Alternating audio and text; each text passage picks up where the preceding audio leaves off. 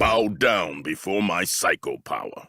Before Marvel's Rivals released, players did not know if it would flop and disappear within a month like Conquered, or if it will stand the test of time like Overwatch. From what it's looking like, this game is definitely going to be here for a very, very long time. A lot of people are playing this game, they're loving the game, and they're having fun with the game. The game is very successful. I do like how the developers are adding stuff to the game constantly. We haven't seen any big updates like characters, game modes, new maps, and stuff like that, but I'm pretty sure with all the success they're reaching, it's going to happen very, very soon. And look no further to this leak that's going around Twitter. 2.9 million views. It says a capture the flag mode is coming. Now, this is pretty interesting because I don't know if it's going to operate like Halo capture the flag or like when Call of Duty had capture the flag, but certain characters have a movement advantage. Like if Spider-Man gets a hold of the flag, I would imagine it would be very difficult to stop him.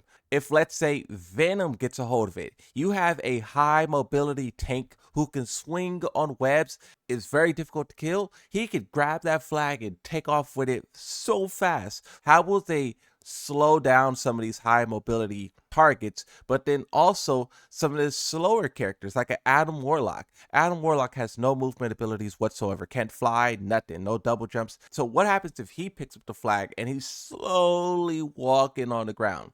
It will be interesting to see how they tackle this because, you know, in my opinion, you have to try to do something to limitate how people are moving with the flag. The most easiest way to do it is to just, like, when you're holding the flag, you can't like use any of your movement abilities. You just have to walk. That's something that other games do as well, where you can't sprint. You just have to walk. That gives players the time to respawn, catch up, you know, get into the action, die. You know, it keeps the game, it lets the game happen, basically, right? One person just can't take it and run and then respawn, take it, run, respawn, take it, run, respawn, right? Because you do want it to kind of be like a team oriented thing. You want the teams to be fighting back and forth and to be a push and pull. I do think when you talk about the lack of modes that this game is currently facing, I do think something like this will do a very good job of breaking up kind of like the sameness. When you play this game back to back, you could kind of feel like each map is the same or each game mode is the same. So something like this will definitely break it up and add a new feel to it.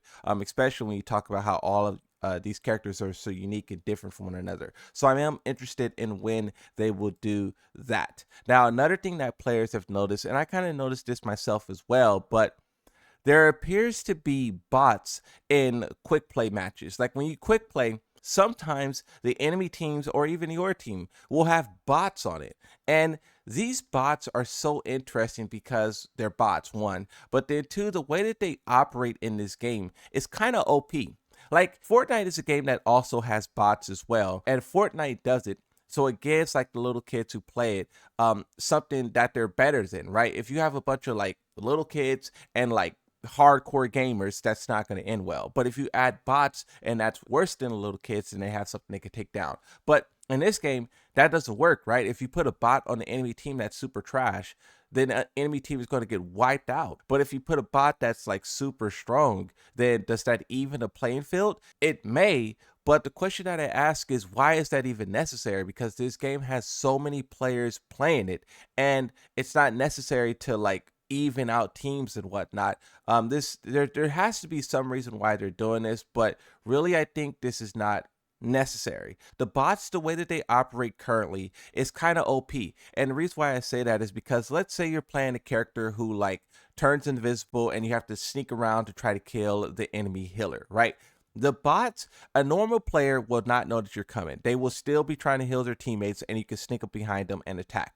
The bots, though, they just detect that someone's looking at them, someone's close to them, and they immediately turn right towards you 90 degrees and they just start firing at you. And you're unprepared because you're used to a player not knowing that you're there. But when a bot knows that you're there and starts shooting first, you're at a huge disadvantage. I was so confused when I seen that and when I realized that myself. Now, what I will say about this lastly is that the bots, to my understanding, is not in ranked. So if you are playing ranked, there's no bots there. So that's how you would escape it. Just get out a quick match, right? That's probably what I'll do. Now, another issue that players have noticed, and this has gotten a lot of attention, There's a bug that is causing players who have low FPS to move slower and do less damage. That is crazy. One, because it gives like people who have a high-end PC an advantage, but then two, what why does this do this? It seems like PC is such a great platform to play on. You have so much freedom with the game. You could do mods,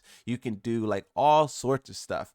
But they face some of the strangest issues imaginable. Some games is worse than others. Like you have some games where PC is unplayable. Meanwhile, PlayStation is like a perfect experience. But then in games where like it do work for PC, you still have things like this where like if you have a trash hardware, you move slower and do less damage. The move slower is kind of understandable because you would imagine that you're kind of like lagging with your movement. In Call of Duty, this happens as well, where you're running, but the game is not properly reading your inputs. So you're like stutter running, and that's what's making you like glitch in place moving slowly. But what is the less damage about? Maybe it's doing the same thing where like if you lag, the damage that you're outputting is reading at a slower pace as well. I have no clue. But this is obviously something that they should fix. And I wouldn't be surprised if they do fix it pretty soon, right? This was discovered a couple of days ago and it has million views. So many people are talking about it. PC players are really playing this game so much. That's a big portion of their audience. They should definitely fix this ASAP. Now, the final thing, this game is proof that there is no superhero fatigue. Everyone was just tired of movies being trash. This game has reinvigorated the Marvel franchise that has fallen so hard since the pandemic. So many bad movies, so many bad Disney Plus shows, they just ruined any sense of what superheroes were about.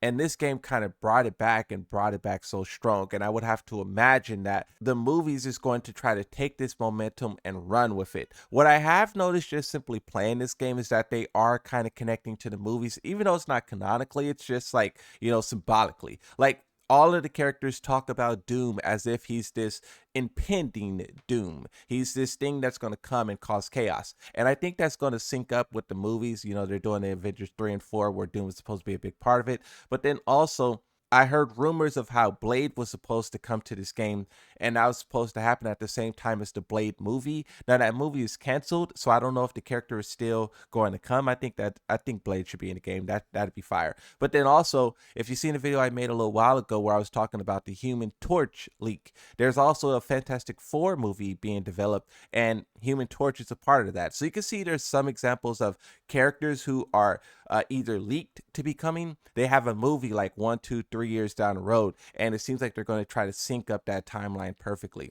How will the movie be able to take this momentum and run with it? Great games is all that people ask for. If the game is good, people will show up, like Marvel's Rivals. If the movie is good, people will show up to it, right? I think this is the opportunity for Marvels to get back on course, and I hope they do because, I don't want to see Disney be trash, but when they're putting out trash, I mean, we're all going to watch it burn, right?